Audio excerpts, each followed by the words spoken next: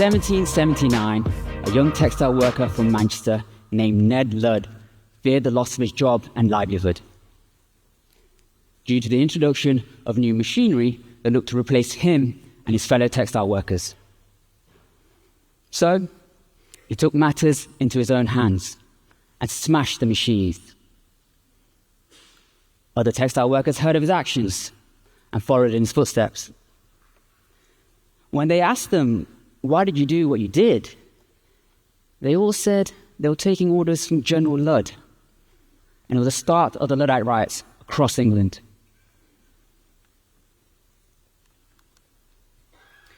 During the 1980s, Sears was one of the world's biggest department stores. Based in the US, out of Chicago, their headquarters was the Sears Tower, which when it opened was the world's tallest skyscraper. But during the 2000s, they were facing significant pressure from other low-cost retailers. So they decided to move into a fairly newish market known as online shopping, and pioneered a lot of the technologies we now take for granted, such as click and collect, free online shipping, and marketplaces for other companies to sell their goods. Good. During the 2000s, Blockbuster was a $4.8 billion movie rental business. Not to mention thousands of stores throughout the world, an incredibly strong brand recognition, and a loyal customer base. When, one day, a heavily in debt, online-only DVD mail-order company made them an offer. If they bought their company for $50 million, they would run all the online parts of Blockbuster. The man who made him this offer was named Reed Hastings, and his company was Netflix. Blockbuster, seeing little to gain from the deal, and holding back their laughter at such bravado from such a tiny little company, decided to pass.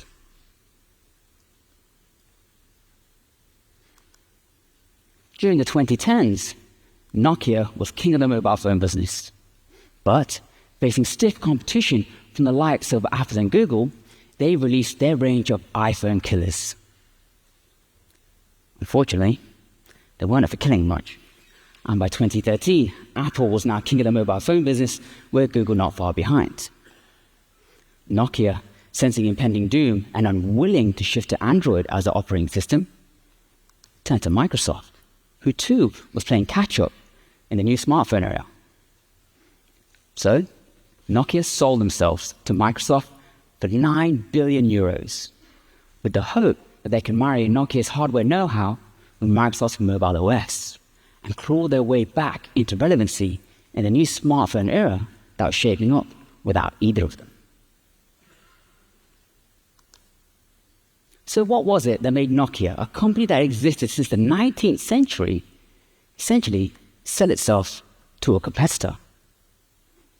Why did Blockbuster not see the changes that were coming from the internet and buy Netflix when they had the chance?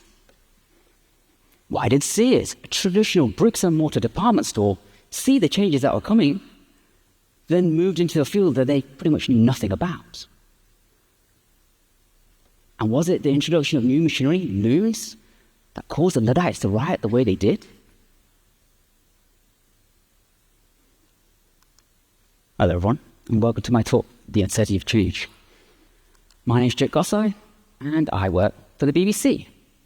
Now, for any of you that haven't heard of us, we're the British Broadcasting Corporation. And essentially, we create content that goes out on TV, radio, and digital services. And our company mission is to inform, educate, and entertain the British public. Now, I work on the digital side of the organization, better known as the product group. And more specifically, I work on their on-demand technologies, which in the UK are better known as iPlayer, its video on-demand service, and Sounds, its audio on-demand service, which are available on multiple platforms, such as websites, smart TVs, mobile phones, and smart speakers, which in turn are supported by dedicated multidisciplinary engineering teams, which in turn are supported by back-end API teams. Now, I work as a principal tester across the entire department. And what I'm particularly interested in doing is fostering a culture of quality, which is one where we don't just inspect for quality at the end of the development process using traditional testing methods, but one which looks to build quality in at every level that we work, from the products that we build, into the processes that we use to build them, and into the very interactions of the people who use the processes to build the products. And I call this approach quality engineering. And if you'd like to learn more, then check out my newsletter. But I do this by spending time with teams and seeing how we can do things better, faster, and hopefully a little cheaper. But most importantly, sustainably for those engineering teams. Now, over the last 6 or so years I've been a principal tester, if there's been one thing that's been constant throughout our teams, it's change. It's everywhere. From whether you're working from home that day or in the office, to your team's ways of working, and thankfully a lot less frequently, who your line manager is, or if you even got a job. Now, some of those changes are really easy for us to handle, and things pretty much carry on as normal. But some of those changes, well, they're really quite big and cause all sorts of disruptions. Now, those smaller changes are easy because we can easily predict what is and isn't going to happen. And so you could say there's high levels of certainty. Whereas those bigger changes with all those disruptions, well, they're really hard to predict. And we don't know how it will or will not affect us and our teams. And so you can say there's high levels of uncertainty. Now, when we experience change and uncertainty, we can behave in some quite interesting ways. For instance, we can just go along with the change with the hope that, things will go back to normal. It's so done. Other times we see the change and we just go, whatever. Management doing management things, they'll get over it soon enough. Other times we see those changes coming and we go, nah, not for me, I'm out of here. And you leave. And other times you see those changes coming and you go, not on my watch, I'm fighting this, I'm pushing back, I'm protesting, I'm stopping this change. And we behave this way because we're trying to get back towards certainty, towards predictability. And the thing is, when we experience uncertainty, we tend to experience it as quite an uncomfortable sensation. So we're trying to get back to something more comfortable. But what is it about uncertainty that makes it such an uncomfortable sensation? Well, your brains do some quite interesting things when it detects change in the environment. You see, our senses are constantly taking in information from our environment, which all passes through a part of your brain known as the amygdala. Now, when your amygdala detects a stressor in the environment, it sends a signal to your hypothalamus, which tells your adrenal glands that sit on top of your kidneys to release adrenaline. And the amazing thing about this process is that it happens even before the visual centers of your brain have had a chance to recognize what that stressor is. So this is like when you're watching those scary movies, and even though you know that killer's about to jump out at the victim, you still jump. That's an involuntary reaction. That's your amygdala at work. Now, when adrenaline starts coursing through your body, it brings about a number of changes. And the key one is that it puts you into a state of high alert. And when you go into high alert, a number of other changes happen. For instance, your senses get sharper, your heart rate increases, your breath rate increases, and your blood sugar levels increase. Now, if that stressor remains in the environment, then your adrenal glands will release cortisol to maintain that high alert status. So in some ways, you can think of it as adrenaline as almost starting the car engine, getting you into that high alert status. But cortisol is like putting your foot on the accelerator and keeping you there, keeping you in high alert. Now, it's when these physiological changes happen that our brains are able to detect those changes, and we're then able to start shaping our behaviors. And we can often react in one of two ways. We can experience the sensation as either excitement or fear. And there's a very thin line between the two. And often, the difference between these two states is the story we tell ourselves about change in the environment. Now, if that stressor remains in the environment, it can push us into the fear response. And we can react in one of four ways. The first two you're going to be quite familiar with. We can either respond in a fight response, which is physically or verbally attacking the stressor, trying to get ourselves back to certainty. We can respond in the fight response, which is physically distancing yourself from the stressor, and again, back to certainty. We can also respond in the freeze response. You see animals do this quite often, which can develop further into the faint response, where you lose consciousness and control of your limbs, or into the flop response, where you remain conscious, but you lose control of your limbs.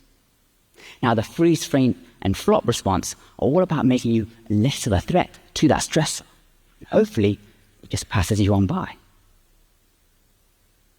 The final response is the fawn response, or submission, which is essentially making friends with the stressor, with the hope that it no longer sees you as a threat, and everything kind of goes back to normal. Now, the thing about these responses is that they're not bad as such. They've evolved over millions of years, and are essentially there to protect us. And they've served us pretty well, they've got us to here. But the thing is, our brains can't tell the difference between a bear and a change in your team's ways of working, and can detect any change in the environment as a stressor and invoke your high alert status trying to protect you. And that's why uncertainty is an uncomfortable sensation.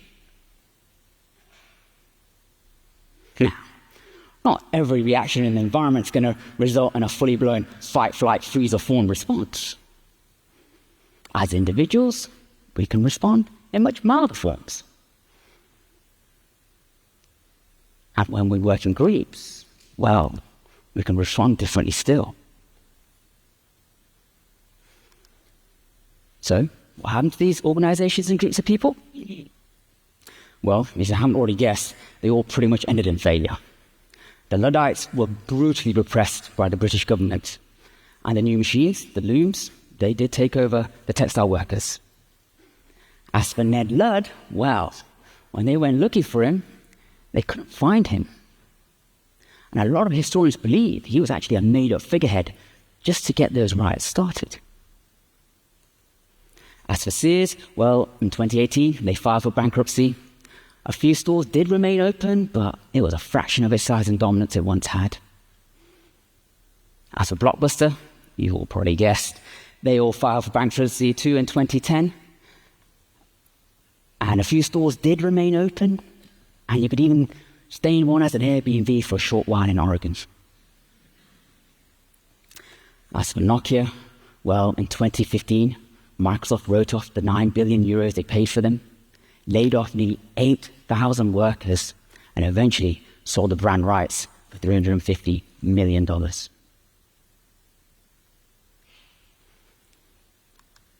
See, it was uncertainty of what the new looms would bring that caused the Luddites to riot the way they did.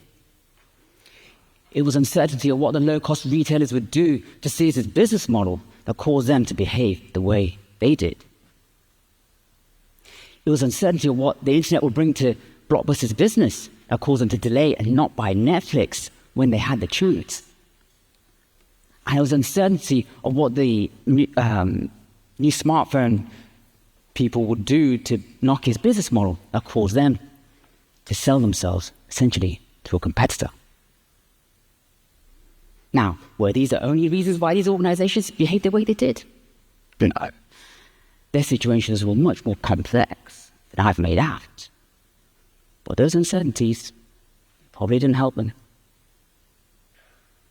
And you see, the thing is about uncertainty is trying to avoid, deny, ignore, or blame others for it. It's just going to make that fear response worse and lead us more into the fear response. And we often think change comes out of nowhere and all of a sudden it's happening. But oftentimes, the signs have been in the environment for quite some time. Let's take Nokia's story, for example. when Steve Jobs unveiled the iPhone, it looked like it came out of nowhere, and all of a sudden it was there. But if you look at the 12 key technologies that power the iPhone, not a single one of them was developed by Apple. In fact, they weren't even the first to commercialize them or even put them into a mobile phone. But they were the first to uniquely package them into what became the iPhone. And so, change doesn't come out of nowhere. And by becoming more aware of your environment, you can lower the impact of uncertainty. So, how do we become more aware of our environment? Well, by adopting certain mindsets and behaviors. What we need to do is develop our humility that we don't have all the answers. We need empathy because we need to support each other. And most importantly, we need curiosity, as there's always more to learn. Now, I'd like to focus on curiosity because I feel like it leads on to the two other behaviors. So, how do you develop your curiosity? Well, by feeding your brain good quality information. For instance, by reading blogs and books, a lot of which you can find online for free. By attending training courses, either by your company, self-funding, or online, which you can find for free too. You can also learn socially by attending lunch and learns and meetups, or conferences like this one. Now, learning about the world in this way works quite well for things that remain quite stable and have a clear cause and effect relationship. For instance, things like car combustion engines are something that's well known and understood. Software or code is very similar in that all programming languages must follow specific rules and syntaxes in order for them to compile and execute. But we're not all going to become professional car mechanics or software engineers if all we do is read a couple of blogs and watch a couple of YouTube videos. Why? Well, both these things are complex. But complexity means different things to different people. So we need a way of being able to understand that complexity and work through it. And this is where we can borrow some ideas from the Cynefin framework. Now, what Cynefin does is it helps us make sense of this complex world that we live in and respond accordingly. Now, unfortunately, I don't have time to go into the full Cynefin framework, but I highly recommend checking it out because I'm going to focus on a very small, from my perspective, a really significant part of it. Now, Cynefin does something really interesting. You see, we often see things that are complex and complicated as synonyms, essentially different words that mean the same thing. It's just semantics. But what Cynefin does is differentiate between these two words in a very specific way. You see, things that are complicated are not simple, but are knowable. For example, not everyone's going to become a car mechanic or a software engineer, but some experts do. And so cars and planes are complicated. Software is similar, in that not everyone knows how to write code, but some experts do. So code is complicated. Now, things that are complex are also not simple, but they're never fully knowable due to the infinite number of variables within their environment, and have a special type of characteristic known as emergent behavior. And what this means is that it's hard for us to predict how that system will behave until it does what it's going to do. And so any system that has large numbers of people in tend to be complex. For instance, things like hospitals or businesses. Now, where this gets a little bit tricky is with software systems. You see, our software is getting so big, no one person can know it all or understand it all. And technology is moving at such a rate that it's getting better, faster, and simpler looking too. It often feels like we can do more with less than ever before. Just think of all the cloud services or package managers that are provided by your programming language or operating system of choice, all vastly simplify using other people's tools and processes without even having to understand how they work. We can simply just start using them. It often reminds you of this XKDC comic strip. And before you know it, a simple-looking system is starting to look really quite complicated. And so modern code is built on top of other people's code. But all that complication is abstracted away by neat little interfaces. Sure. And oftentimes, we don't even know the foundations we're built on top of.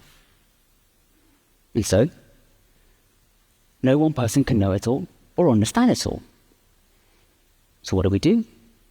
We work in multidisciplinary teams, try and make sense of all that complication in our code base, and hope all those different roles and responsibilities can figure out how all these things work.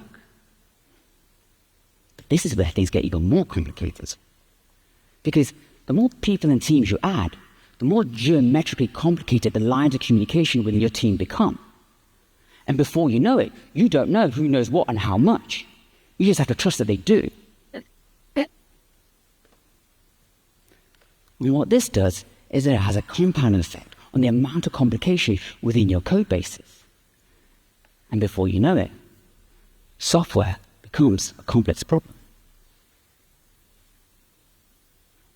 And so, because software is complex, not complicated, it means it has lots of hidden unknowns and dependencies. So, whenever we make changes to it, it makes it hard for us to predict how it will behave. And so it leads to high levels of uncertainty in how that system behaves. And so what's our go-to approach to get us back to certainty of behavior and keep us there? Testing. It's the reason why we test, because we have uncertainty about how our systems behave. And so we use testing to catch bugs. And the greater that uncertainty is, the more likely ours and our stakeholders' high-alert systems are going to be invoked. And the greater that increases, the more reassurance they're going to ask us to help lower it. Now, just imagine if they knew the full extent of our uncertainty. So, we use testing. With some teams using exploratory testing, what some may call manual testing, and other teams using more automated forms, usually UI. Now, this approach works quite well if our systems are quite simple. But that's not what's happening. Our systems are not only getting more complicated, they're getting more complex too. And our traditional ways of testing are going to cost us more time and money, slowing down your teams that release the value that make your organizations tick. So what do? Well, we've got a couple of options. You might not like them though. We could do less testing. Just ship it, see what happens. Now, that's probably just going to increase your uncertainty, not lower it, so that's probably not a great approach. We could add more testers. However, that's probably going to increase the lines of communication in your team, cranking up your complexity of your software system, and again, further increasing your uncertainty, not to mention the fact that's going to cost more money, so that's probably not a great approach. I know, we could do more automated UI testing. That will solve the problem. Oh, hold on, wait, that's probably just going to make things more complicated. Increase the amount of dependency we have in our software systems, further increasing your complexity and making it harder to understand who knows what and how much, and what is and isn't tested. And these last two approaches, well, they're pushing testing towards the end of the development process, further increasing your time for feedback and understanding how much you've lowered your uncertainty. So none of these look like really good options, but teams still try. And so what you see about these approaches is that it's framing testing in a very specific way. It's framing testing as bug catching. We do testing to catch bugs. The more bugs we catch, the greater we lower our uncertainty. And so our default approach to the complexity problem is to do more of the same. Do more testing, catch more bugs. But what if we reframe testing? what if we reframed it as uncertainty reduction? And instead of asking, how do I do more testing? Instead, we ask, how do I reduce the uncertainty I have about the behavior of my system? And what this does is it starts getting us curious about how we work and what we do. So, how do we get more curious? Well, first thing to understand is that getting to 100% certainty is probably impossible. But finding meaningful ways to lower yours and your stakeholders' uncertainty is probably a worthwhile exercise, because it's going to limit that fear response and all those associated behaviors that come with it. The other thing to recognize is that our software systems are complex. And so there are no best practices in how to lower the uncertainty of behavior of your systems. Due to our environments all being different and each of our situations being unique to us and our organizations. So there's no way I can tell you what to do and how to do it. The best people to do that are those that are closest to the work. The engineering teams. All of you.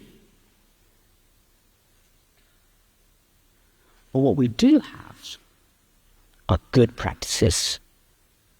And here we can borrow some more ideas from the Connecting framework and how that suggests we should handle and understand complexity and work through it. And what Connecting suggests we should do is we should probe, sense, and respond. And we probe to better understand what we know. We sense to assess what we could do, and we respond based on what we now know. So how do we probe, sense, and respond? Well, what these three approaches do is it gets us curious and asking questions. And in particular, probing is all about understanding where your uncertainty is. Where is it coming from and who has it?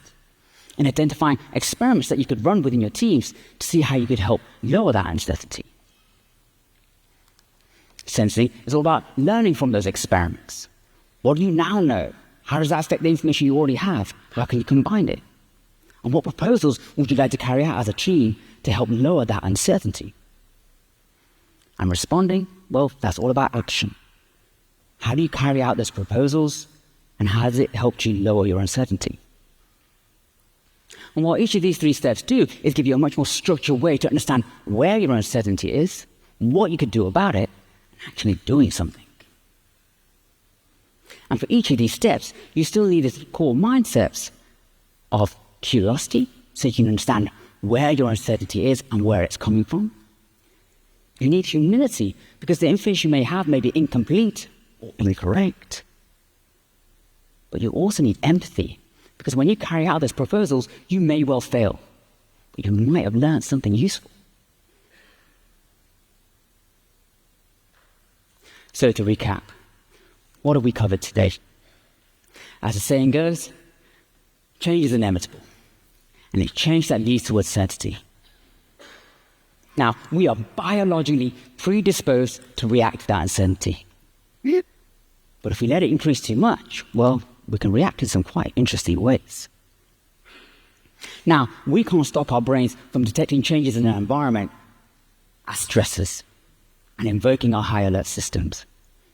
But we can, with practice and time, teach it another way to respond.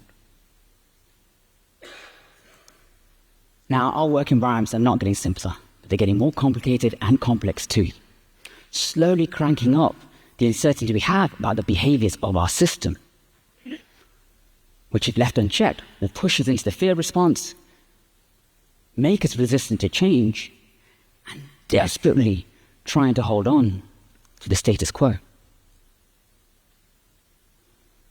What we need to do is become curious about our surroundings and our environments by probing, sensing, and responding. And what this does is that it enables us to embrace change and work through uncertainty.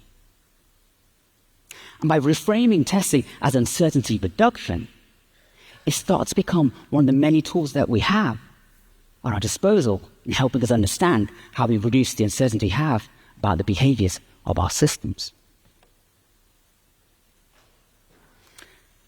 So to finish, change is inevitable in this complex world. and will almost certainly lead to uncertainty. Now, we can fall back to our default evolutionary reactions. We can decide to react in a different way. And often, the difference between these two states is the story we tell ourselves about change. So thank you all today for listening to me. If you'd like to learn more about any of the topics I raised, then check out this link. And if you'd like to learn more about how you can go about reducing your uncertainty and how you can build quality in, then check out my newsletter. Thank you.